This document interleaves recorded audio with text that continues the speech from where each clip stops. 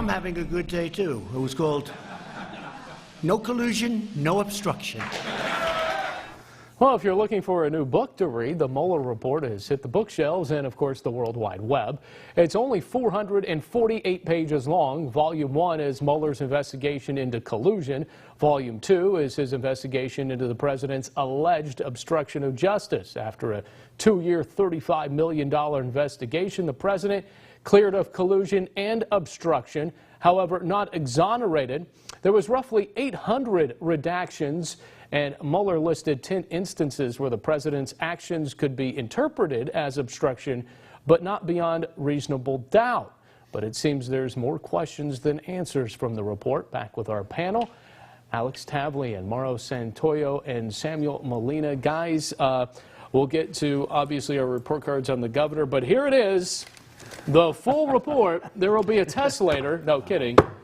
So just let's dive into this a little bit. Yeah. Alex, I'll start with you. Your first initial thoughts.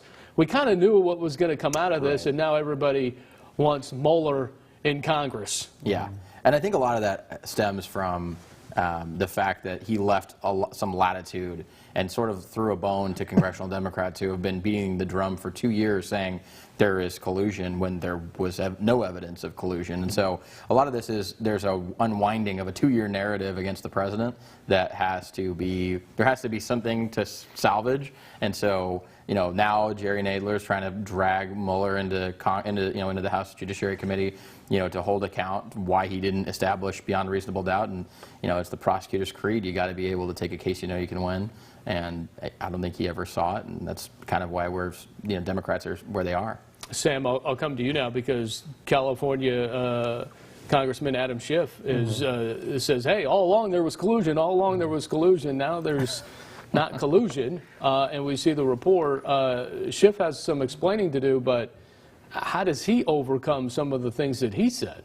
Well, you know, is it still 448 pages when it's redacted so much? I mean, I think it cuts it down a little bit, right? I know that what they want to see here is that this comes out in public and that they don't want any redactions. And I think moving forward, if there's no collusion, then we have to move on past this subject. We need to start getting back to the real issues. This is, Mario, this is going to be taking us to the 2020 campaign, and it will be centered around this.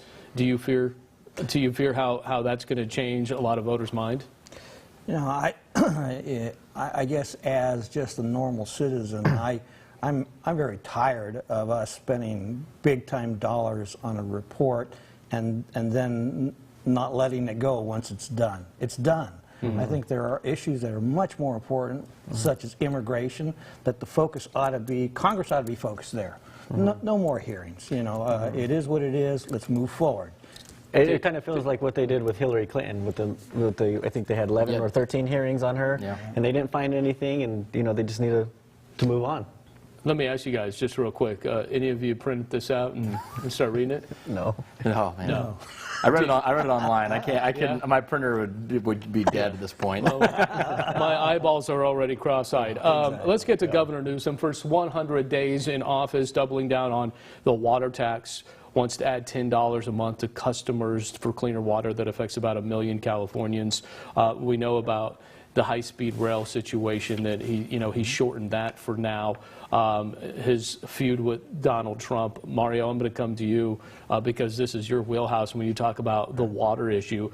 Give a letter grade to the governor and how he's, really putting forth a lot of his agenda over what lawmakers may want. Well, and voters may want. I'd give him a B+, and I'll tell you why.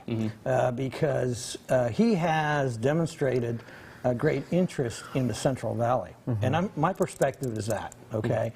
Our former governor didn't have that type of focus, and he has also narrowed some of his interest into water, which was never an interest of our former governor. And anybody that lives in the Central Valley knows is that water is the bloodline for everything. That's right. And so even this tax that he's proposing, I don't think there's a lot of appetite for attacks, but what it did show is that he's focused in on water issues that relate to the Central Valley, because that's how he came up with that. But in relation to that, Alex, I'll come to you because it just feels like he wants to tax California. You get the feel. You get the feel. The gas tax. I mean, our gas prices are the highest average in the country right now. Yeah. We have got to solve that problem. Yeah, we do. Our transportation issues single-handedly, our infrastructure problems in the state are single-handedly the biggest challenge he faces outside of our retirement issues in the state. I think he has my letter grade for him is a C-. There are a lot of promises that are missing, and they're just empty right now. There's nothing that's materialized. I'm actually surprised you gave him a passing grade. You know what? It's early. It's 6. We're 100 days in. I can't start failing the guy at 6 months, 100 days into a class.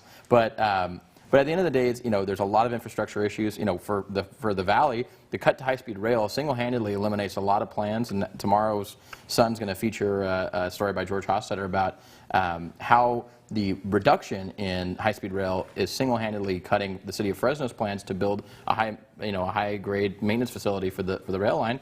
It's no longer necessary since it doesn't connect to LA or San Francisco. And Sam, I mean, off the high-speed rail, Donald Trump, he's saying, hey, give our federal dollars back. And the immigration issue, he's fighting President Trump. The lawsuits are piling up. The lawsuits are piling up. He's not getting along with the feds. That could be a big problem. That's right. I think California's in 46 or 47 lawsuits right now with the president. And, I'm going to give him an A. I think I'm a better teacher than some of you guys. Wow. But for the same reasons that, they had stated, he had an interest, he's showing an interest here in the Central Valley, taking the water issue very seriously. I mean, we're talking about 1 million people who have toxic water between the Central Valley and the Inland Empire. These are communities that are often, left out of the conversation. And so I'm very grateful for the fact that he's coming out here and he's come to our communities, learning more about the water issue. And as far as the high-speed rail, I mean, I hope that project, moves forward and that it does connect us between San Jose and Sacramento and Los Angeles, because I'm tired of the 2- and 3-hour drives, and I go up to Sacramento quite a bit in Los Angeles for work, so I want to get on a train and not have to worry about the drive. It's build that or lower our gas prices. It's got to be one or the other, right? I do want to finish up. We have a few seconds left. I want to finish up on the Armenian genocide. You heard Berge. Alex, I'm going to start with you, obviously, Armenian brother. I am. Really, this is important. Can Donald Trump be that guy? As the great-grandson of an Armenian genocide survivor, I sure as heck hope so. I think this is the best opportunity we've had since before the war on terrorism. I think there is, a confluence of events related to Turkey that, give America the opportunity to finally say, you know what, history matters, and in light of growing Holocaust denialism, we need to recognize that the United States knows that, this is a problem, and it started not in the 1930s. It started in 1915 on April 24th. Guys, I got to leave it there. But hey, you got a lot of homework to do, I believe so. All right? My letter grade coming out for all of you, A+.